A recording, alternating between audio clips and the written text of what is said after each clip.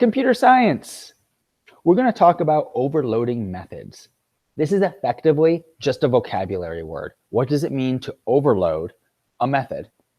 We know what a method is, so now all we got to do is figure out what does it mean to overload a method. Let's start with a fact. You cannot have two methods with the same name in a class.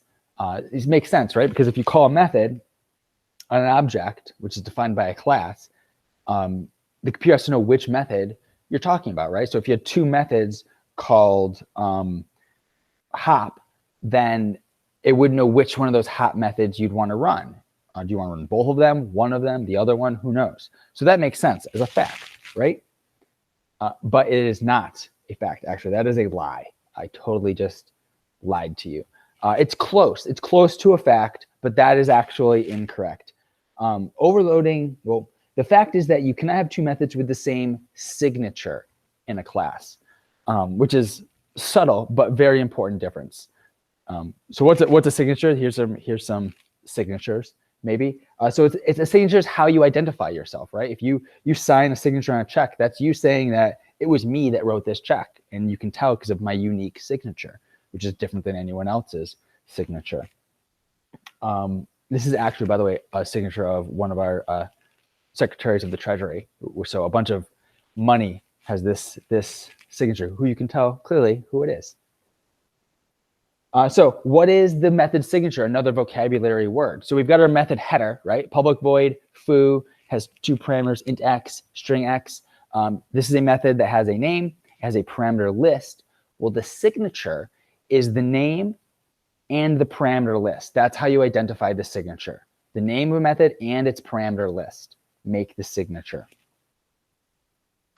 The signature only cares about the name and the types of those parameters. So if you look at this, you see the whole method header, the signature doesn't care about the public or the return type. It doesn't care about the names of the parameters in the parameter list. It only cares about the name of the method and the types of the parameters and the order of the parameters. So the signature of this method is foo int string. That's the signature, okay? And that is what has to be unique in your method. So each method in a class has to have a unique signature. If two methods have the same name, but their signatures are different, then you are overloading that method name. So here's some examples here. You could have a class with all three of these method headers in it. They're all called foo, but you see that they have different parameter lists. This top one has no parameters. This one has a parameter of type string, and this one has a parameter of type int. So the signatures are all different. The names are all the same, totally allowed. But the foo method is being overloaded. It has three different implementations, which is you can do that. It's totally fine. So why the heck would you want to do that? Let's look at this example. We have a bank account class which stores some amount of money in two ints, dollars and cents. So it's keeping track of your dollars in one variable and your change in another variable. And it has a deposit method. You'd call the deposit method to put money into the bank, to update these instance variables, to increase them because you're depositing money.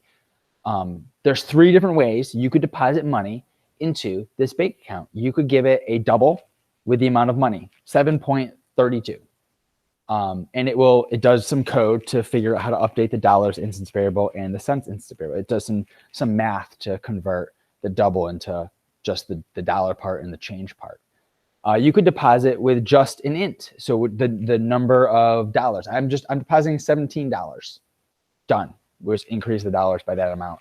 Or you could pass it the number of dollars and the number of cents. So we could pass it two ints, and it will increment the dollars, it will increment the cents, and everything is fine. So there's three different ways you could deposit money into this account, and it works in all the ways. And we call it deposit every single time because that makes sense for that method name.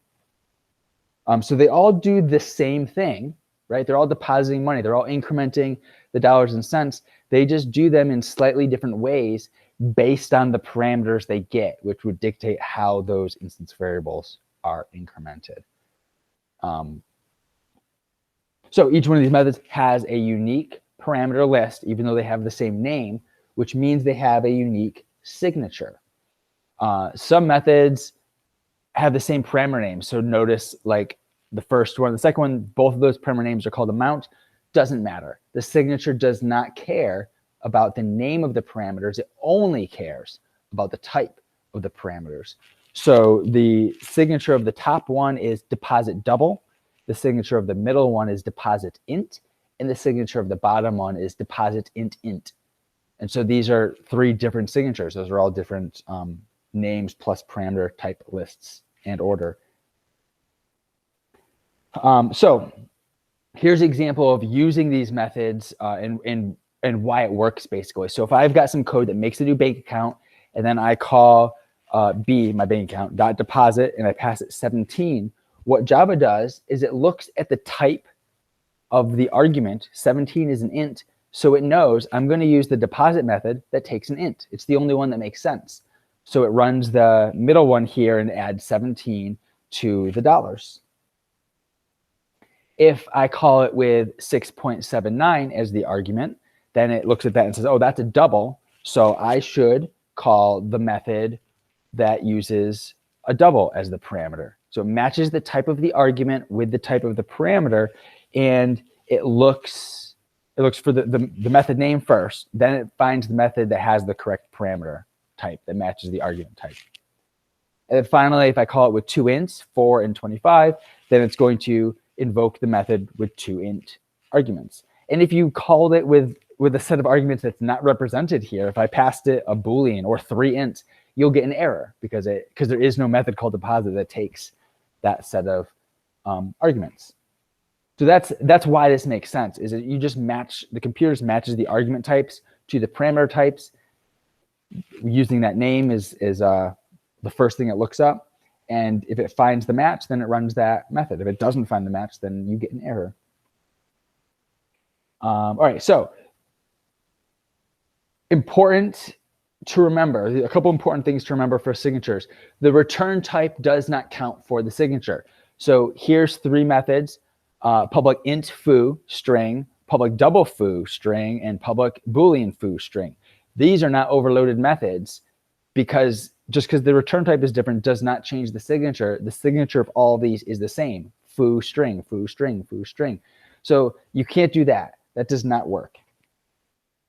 Similarly, the name of the parameters does not matter. So here we've got 3 variable methods called foo. They all take string parameters, but the names of those parameters are different. String stir, string s, string word, does not matter. Still not unique signatures. The signature for all of these is foo string because we only look at the name and the type of the parameters. The order of the parameter types does matter. So this is important. So here we've got 3 methods, all called foo. The first one has 2, they all have 2 parameters. Well, the first 2 have 2 parameters, int string, then string int, then string int int. These are all different signatures, so this is totally fine. The top one is foo int string, and the next one is foo string int. So they have the same parameter types, but they're in a different order. That makes them different signatures. Totally fine. And then foo string int int is also different. Even though string int matches the one above it, it has an additional int. So we can tell the difference. If you're only told the name of a method and the type of the arguments in order, then you can identify the method that's being called. That's all the computer really needs. That's what the point of the signature is. So those are some important things to remember, that the return type doesn't matter, the parameter names don't matter, and the order of the parameters do matter. And again, remember, why are we overloading methods? We're overloading methods to allow you to do the same thing but in different ways based on those parameters you get. And it'll come up occasionally, and when it does, it'll make sense. You're like, I wish I had another method that had the same name. I just want to take different kinds of parameters. You can. It totally makes sense. You just have to remember that the signatures have to be unique. So that means the name and the types of the parameters. And that is computer science.